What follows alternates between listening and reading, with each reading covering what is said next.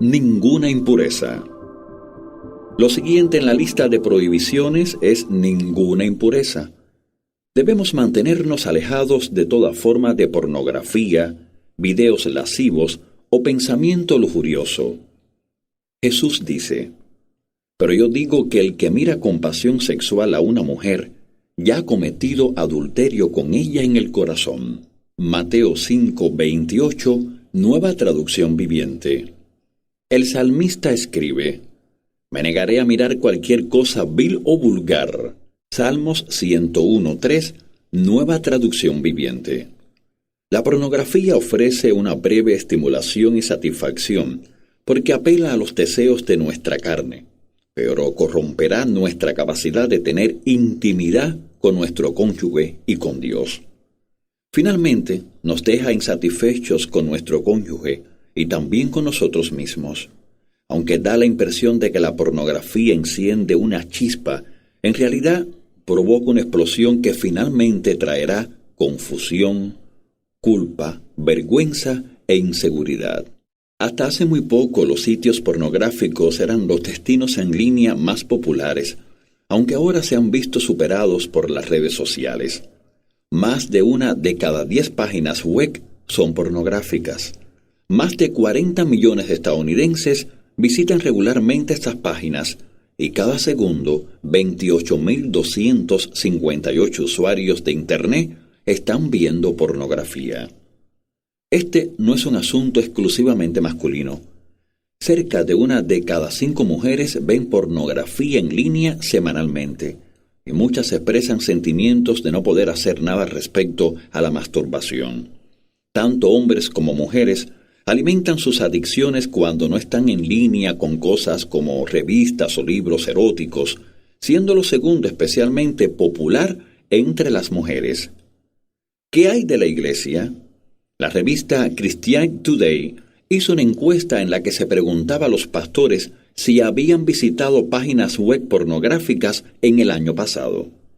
El 54% respondieron que sí. Estos son los líderes de nuestra iglesia. Otras estadísticas revelan que el 50% de todos los hombres evangélicos son adictos a la pornografía, y una encuesta que reveló la CNN mostraba que el 70% de los hombres cristianos luchan con ella. Así que debemos preguntar, ¿han sido los mensajes alentadores desde el púlpito predominantemente la respuesta a esta epidemia que ahora está en sus niveles más altos jamás vistos? Yo luché con la pornografía hasta que tuve 27 años, un periodo de tiempo que incluyó mis primeros años en el ministerio. Estaba seguro de que cuando me casara con una bella esposa, este pecado cesaría.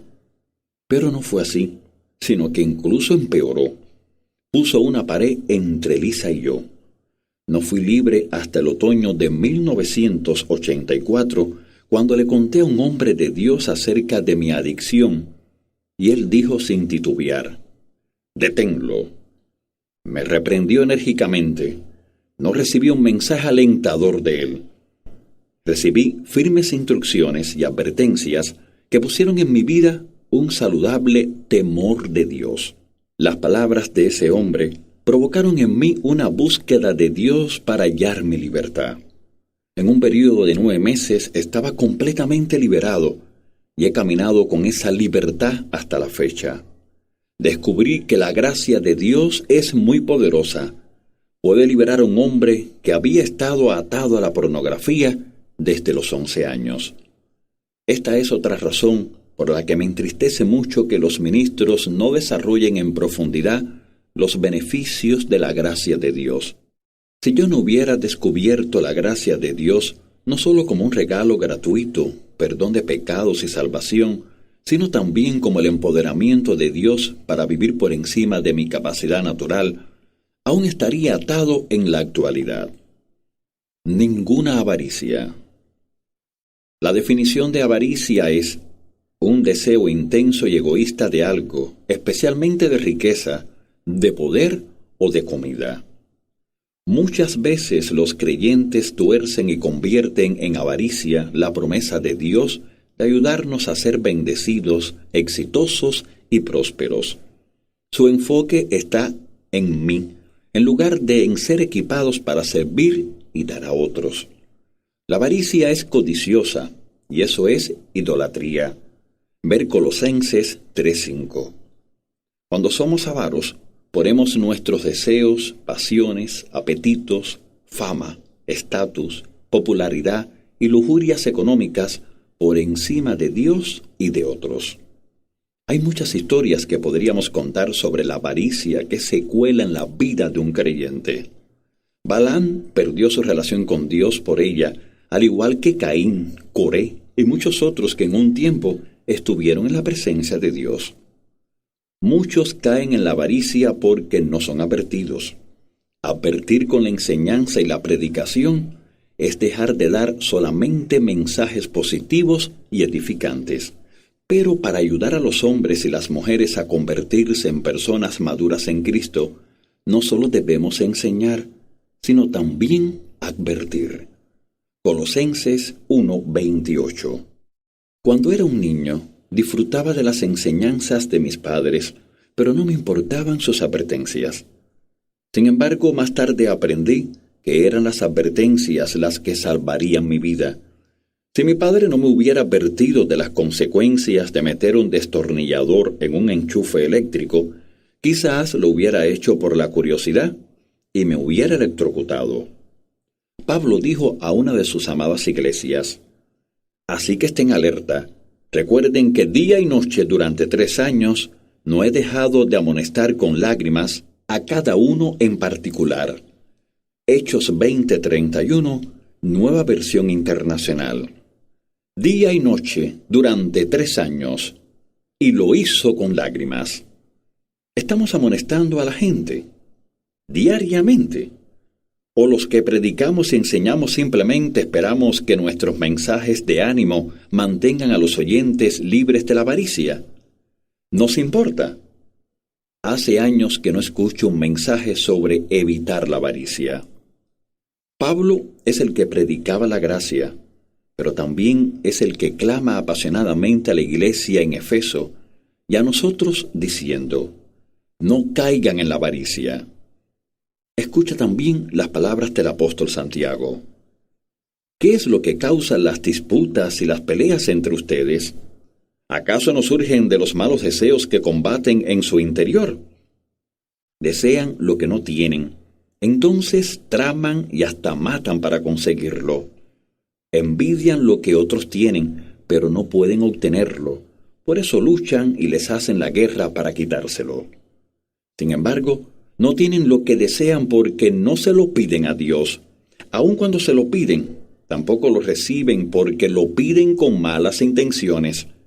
Desean solamente lo que les dará placer. Adúlteros. Santiago 4, 1-4, Nueva Traducción Viviente. Ven, Santiago, no seas tan negativo. ¿Estaba el apóstol siendo meramente gruñón, terco y rígido? ¿O podría ser que realmente amaba a la gente a la que escribió? Ese es el motivo por el que declaraba verdad leccionadora en vez de dar un mensaje popular y edificante. ¿Podría ser este el motivo por el cual Dios le hizo escribir parte del Nuevo Testamento en vez de elegir a un orador más motivador de su tiempo? Ninguna comunicación indebida. Después tenemos en la lista: no participar de charlas necias o chistes e historias obscenas y vulgares. Esto podría incluir ver videos o escuchar música u otro audio del mismo tipo. Me han pedido ayudar a jóvenes en equipos ministeriales que están perplejos porque sus líderes están usando un lenguaje vulgar, contando chistes obscenos o hablando sin diferenciarse de cómo lo haría cualquier persona del mundo. ¿Por qué están haciendo esto sus líderes? Podría ser que no les estamos diciendo a los líderes y al pueblo de Dios: esta no es una conducta propia para un ciudadano del reino. Pablo escribe a los colosenses: que sus conversaciones sean cordiales y agradables. Colosenses 4:6, Nueva Traducción Viviente. Nuestras conversaciones deben estar llenas de gracia. no se emborrachen. Después, no se emborrachen ni con cerveza, vino, ni ninguna otra bebida alcohólica. También podemos aplicar esta instrucción a las drogas, ya sean legales, ilegales o recetadas. De nuevo estamos oyendo la palabra no. El alcohol es seductor. Ver Proverbios 23, 31 al 33. Puede seducirnos fácilmente a beber más sin saber cuándo parar. El alcohol tiene la capacidad de reducir y finalmente acabar con el sano juicio. Los mecanismos de freno se ven comprometidos y las funciones naturales de protección del corazón y del cerebro se desarman. Esto se podría comparar a quitar la barra de control de acceso de una computadora. Nos abrimos a procesos de pensamiento dañinos al desvanecerse la discreción. En esencia, el alcohol elimina el sistema de seguridad de nuestro cerebro. Aunque podamos y sepamos detenernos, podríamos sin querer inspirar a otros a embriagarse. Permíteme compartir una historia. Un pastor principal estaba bebiendo en un restaurante de su ciudad. Uno de sus miembros, un recién convertido, estaba en el mismo restaurante. Era un empresario adinerado que antes de ser salvo, luchaba con el alcohol. Tras su conversión evitaba beber y se podría decir que era alguien que apenas se escapaba de una vida de engaño. Segunda de Pedro 2:18, Nueva Traducción Viviente. Poco después de ver a su pastor bebiendo en el restaurante, este empresario se metió en una borrachera de 3 días. Durante esos 3 días, tomó algunas decisiones empresariales poco sabias y económicamente casi lo perdió todo. Más devastador aún fue que perdió su matrimonio. Cuando después le preguntaron por qué había realizado esa jerga, su respuesta fue: vi a mi pastor bebiendo, así que pensé, si él puede beber, yo también. Por supuesto, este hombre es el máximo responsable de su mala decisión, pero ¿no debería hacernos pensar una historia así acerca de la influencia que ejercemos sobre otros? En tiempos recientes, más ministros se sienten libres para beber en público. Se citan versículos para apoyar su afirmación de este derecho. Uno es 1 de Timoteo 3:3, Reina Valera Revisada, 1960, donde Pablo le dijo a Timoteo que los líderes de iglesias no deben ser dados al vino. La palabra griega que Pablo usa es paroino. La definición del diccionario completo del estudio de las palabras incluye perteneciente al vino, borrachera. La palabra no incluye el uso responsable y comedido del alcohol. Más bien tiene en consideración el abuso o uso incesante del mismo. La imagen es la de un individuo que siempre tiene una botella o bota en la mesa, y así significa adicción. La Nueva Traducción Viviente de este versículo dice que un líder de iglesia no debe emborracharse. 1 de Timoteo 3:3, Nueva Traducción Viviente. En otra carta, Pablo aconsejó a Timoteo: tomar un poco de vino por el bien de tu estómago, ya que te enfermas muy seguido. 1 de Timoteo 5:23, Nueva Traducción Viviente. Timoteo era el equivalente a un pastor principal en Efeso. El pensamiento de muchos ministros hoy es: si un líder de iglesia no debiera tocar nunca el vino como el voto de los nazareos, Pablo no le habría dicho al pastor Timoteo que lo usara ni siquiera debido a sus propiedades curativas. El versículo más citado en esta discusión es donde Jesús convirtió el agua en vino. Ver Juan 2, 1 al 11. La idea es: Jesús no habría convertido el agua en vino en un entorno público si beber estuviera mal. Si solo se leen estos versículos, una persona podría argumentar que el pastor que bebió en público estaba justificado en lo que hizo. Sin embargo, vivimos en una sociedad donde el alcoholismo está muy extendido. En los Estados Unidos, casi 88,000 personas mueren al año por causas relacionadas con el alcohol, y el alcoholismo es la tercera causa evitable de muerte. En 2007, The Washington Post informaba que 1 de cada 3 estadounidenses tiene o ha tenido problemas con el alcohol. El Instituto Nacional de Abuso de Alcohol y Alcoholismo informó que en 2012 el 25% de las personas con edades superiores a los 18 años decían haber incurrido en borracheras el mes pasado. Eso es asombroso. 1 de cada 4 en solo un mes.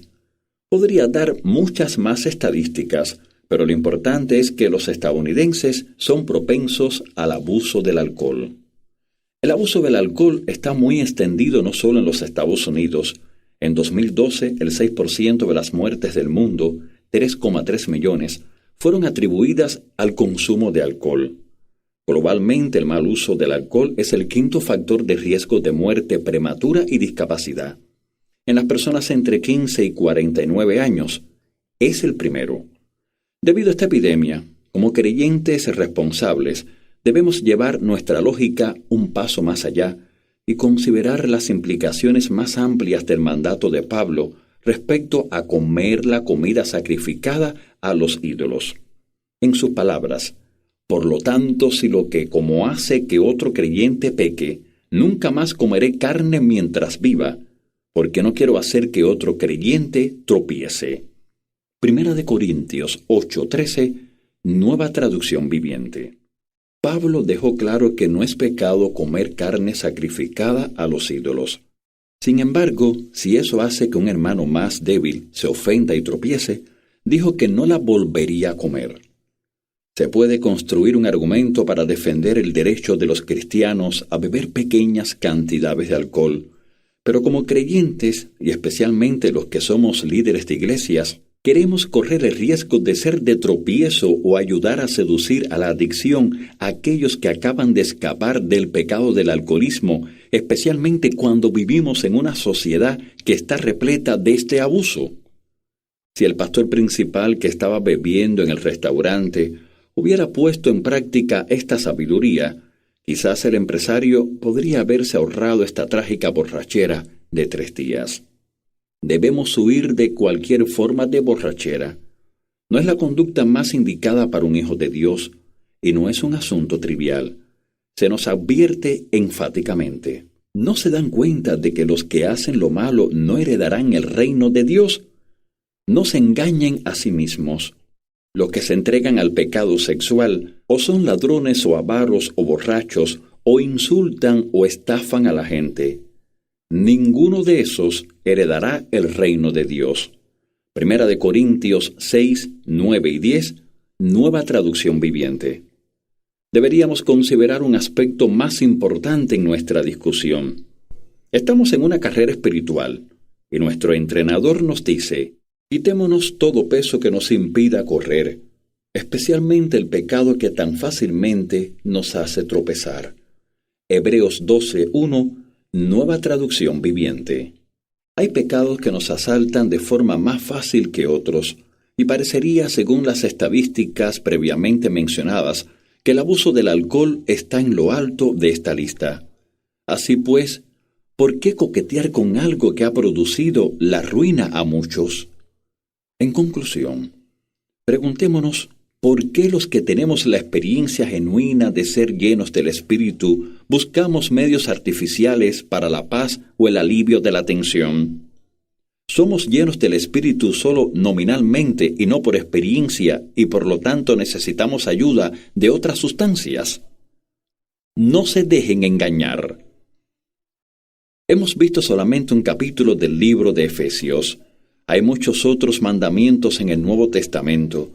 De nuevo recuerda que esta no es una lista que hay que cumplir para ser salvo. Es más bien que este estilo de vida es el que se les atribuye a aquellos que vivirán en la presencia manifiesta de Dios. Escucha cómo concluye Pablo esta lista de prohibiciones. No se dejen engañar por los que tratan de justificar esos pecados, porque el enojo de Dios caerá sobre todos los que lo desobedecen. No participen en las cosas que hace esa gente. Averigüen bien lo que agrada al Señor. No participen en las obras inútiles de la maldad y la oscuridad. Al contrario, sáquenlas a la luz. Es vergonzoso siquiera hablar de las cosas que la gente malvada hace en secreto. Así que tengan cuidado de cómo viven. Efesios 5, 6 y 7, 10 y 12 y 15, Nueva Traducción Viviente. No te dejes engañar por quienes intentan excusar estos pecados. Las consecuencias son bastante desfavorables. Debemos de forma cuidadosa, no causal, decidir qué es lo que agrada a Dios en nuestro estilo de vida. Muchos actuamos como si estuviéramos en un parque de diversiones, cuando en realidad estamos en un campo de batalla. Estamos en guerra, hay un blanco de tiro en nuestra cabeza, y el enemigo trabaja incansablemente para derribarnos. Pero si permanecemos en la luz, Él fallará gracias a la asombrosa gracia de Dios en nuestra vida. Te animo. Prosigue a la vida suprema. Depende de la gracia para vivir una vida santa e intachable en medio de un mundo agonizante y perverso. Tienes lo necesario, porque Dios te ha regalado su naturaleza divina. No malgastes ni recibas en vano la asombrosa gracia de Dios.